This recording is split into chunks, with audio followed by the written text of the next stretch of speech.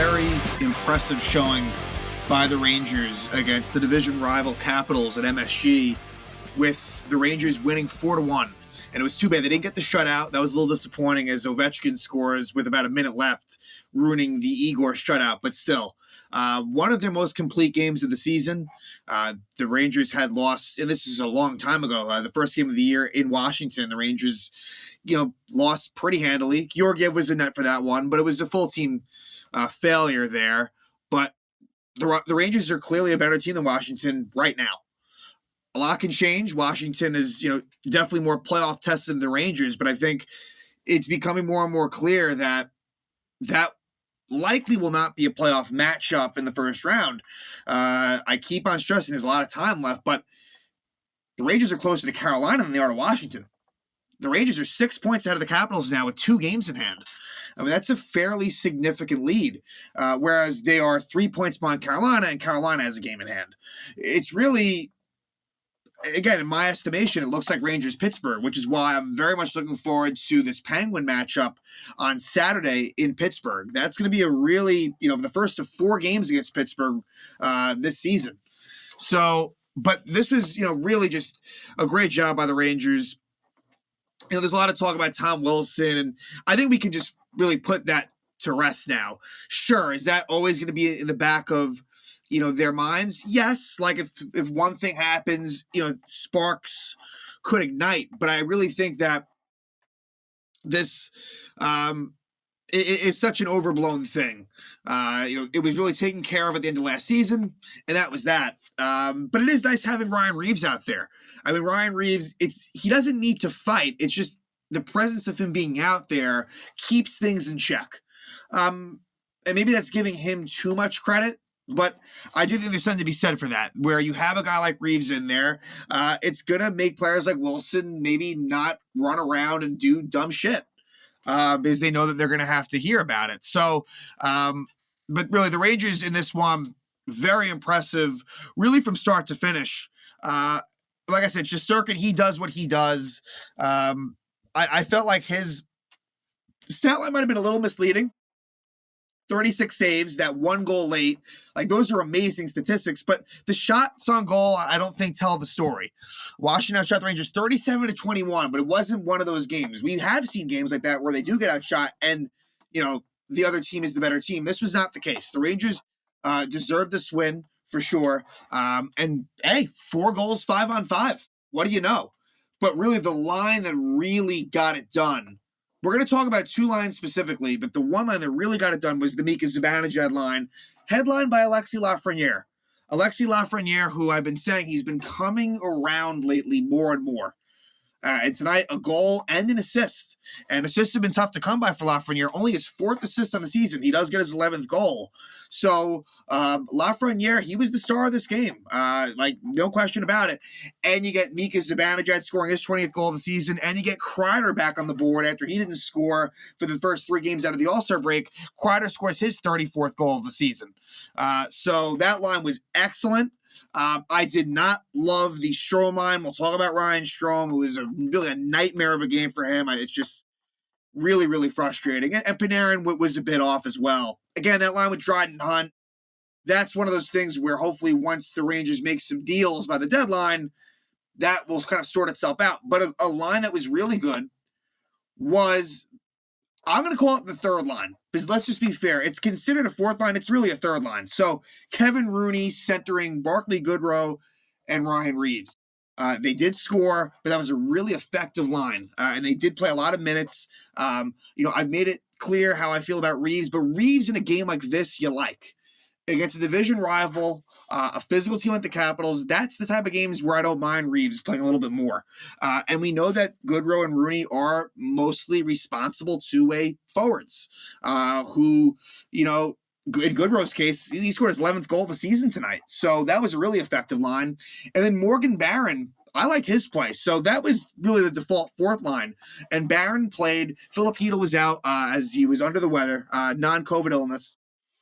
and Barron centered McKegg and Gauthier. So that line didn't get a whole lot of action. Gauthier had some opportunities, as he does a lot of the time, but can't score. But he did have some. But he also did take a kind of a lazy, dumb penalty late in the game. It had no consequence, as the Rangers' penalty kill was awesome in this one. But still, I do wonder when Hedl comes back. I would want personally McKegg to be the guy that sits out. But I would not be shocked if it's Gauthier. I think Morgan Barron should stay in the lineup. He did play the least amount of minutes among he only played 848, which I don't love to see that. He played a little bit less than Gauthier and less than McKegg, but they all played, those guys definitely play a lot less than that Rooney line. But I think Barron, he deserves to stay in the lineup, and I hope he does. And we'll see what Hedl's health looks like this weekend. And on defense, Patrick Nemeth out for a different reason. His wife is expecting child, so congrats to Patrick Nemeth. And so that led to Zach Jones being back in the lineup. I like that. The fact that Libor Hayek, it feels like we're mostly, I'm sure, I wouldn't be surprised if we see Hayek again in the lineup at some point. Again, there's about 30 games left in the season. But Zach Jones, I like that. So this was a pretty optimal lineup, certainly on the defensive side. Zach Jones and Braden Steiner, doing what they do, did a pretty good job. It was one of those games where it was a very top four heavy game. It was. So it didn't lead to that much ice time for Jones and Steiner, but enough. They played about 13 to 14 minutes apiece. And, I think that against Pittsburgh, expect the same sort of, division. But I think in that Vancouver game the next night, then I think that's the type of game where you will see that third pair, whether it's Nemeth, whoever it might be, you might see a little bit more balance with that. But the Rangers, like I said, they got off to a pretty good start. It was slow. The Rangers, I think when I say good start, they were not allowing the Capitals many chances. The Rangers were getting, for the few chances that there were, the Rangers were getting the better of them. In goal for the Capitals was Ilya Samsonov, and the Rangers took the lead. About 13 minutes into the game, Mika Zibanejad scores his 20th goal of the season. Mika has been so good. I can't say it enough how it's just a night and day difference from the beginning of the season. When he is on, he's one of the best players in the National Hockey League. The speed is there. The timing is back. The goal scoring is very, very front and center. And so Zibanejad scores his 20th of the season on a really nice back pass by Lafreniere. Lafreniere makes a really nice play to give Zibanejad some space. Lafreniere draws the defenders, nice little back pass, and Zibanejad just rips it past Samsonov. That's the goal that Samsonov wants to save. It was a very, Zibanejad has a very good slap shot, and it goes by Samsonov. Zach Jones gets the other assist as well. So the Rangers take a 1-0 lead, and this was a good period. But then the momentum for me was a bit ruined, and this is the first time. It's Ryan Strome with just a dumb penalty at the end of the first period. There was about 2 seconds left when he starts to, I think it was called tripping. Yeah, he trips TJ Oshie. I just don't know what he was thinking. We've seen Ryan Strome take a lot of needless penalties since he's been a New York Ranger. This is not just a this year thing. He's done that ever since he's been a Ranger. Ryan Strome with this, it's just not smart. It's not going to do that in general, but to do that with basically no time left in the period, why? But he gets bailed out as the Ranger penalty kill gets the job done. And not only that, they actually draw a penalty as Kevin Rooney is hooked by Alex Ovechkin. And Kevin Rooney, I like what he brings. I do. Kevin Rooney, in a penalty kill, fourth line center role, again, here as a third line center, I don't love that. I know that he's trusted by Gallant, and so that might happen, but I think Rooney more on a fourth line basis, he's a fine player. And a good get by Jeff Gorton, before last season, plucking him, from the New Jersey, kind of a nondescript player for the New Jersey Devils. He's done a good job as a Ranger. So you get some 4-on-4 play, you get a Ranger power play, nothing comes of it. And then, it was 1-0 for a while. Chris Kreider takes a high sticking penalty with 5 minutes left in the period. Rangers do a good job there, killing that off.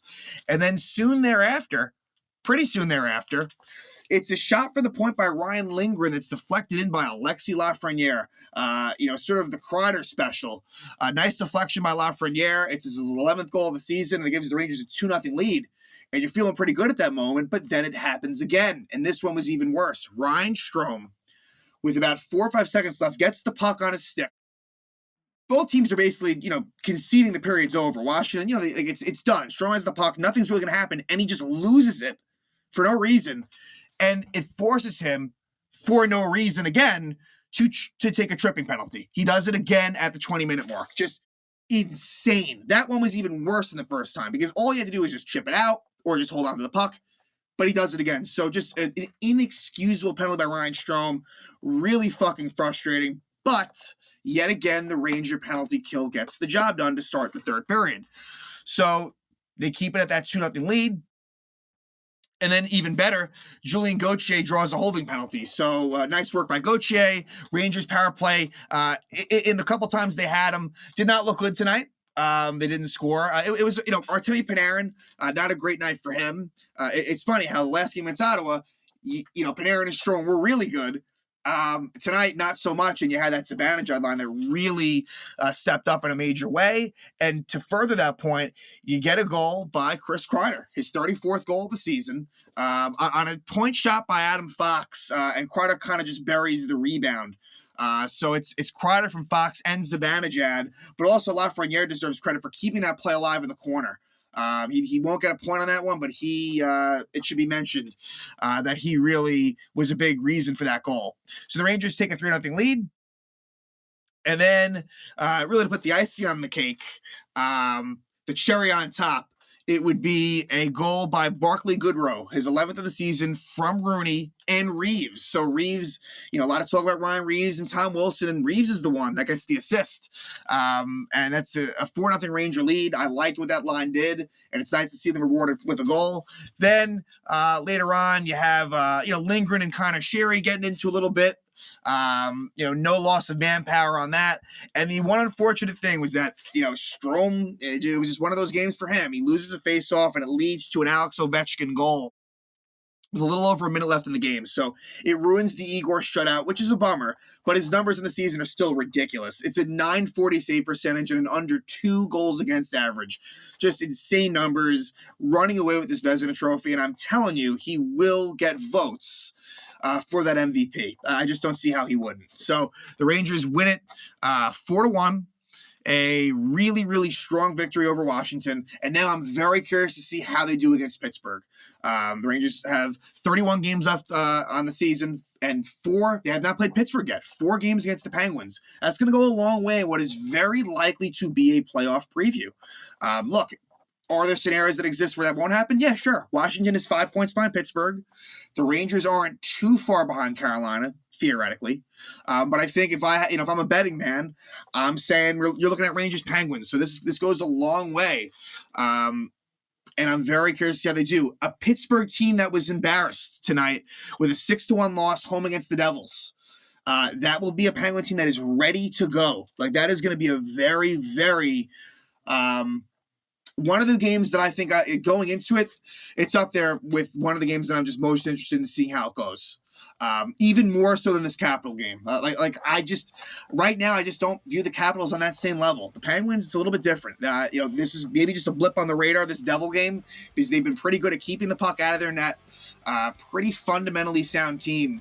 So I'm very, very interested in seeing what happens there. And then it's a quick turnaround as the Rangers then play the Canucks the next night, that being at the Garden. So, but I think if you can get that win against the Penguins, in some ways that Canuck game, you're kind of playing with a little bit of house money. But, first things first, really good win against the Capitals, and now let's see what they do against the division rival Penguins on Saturday.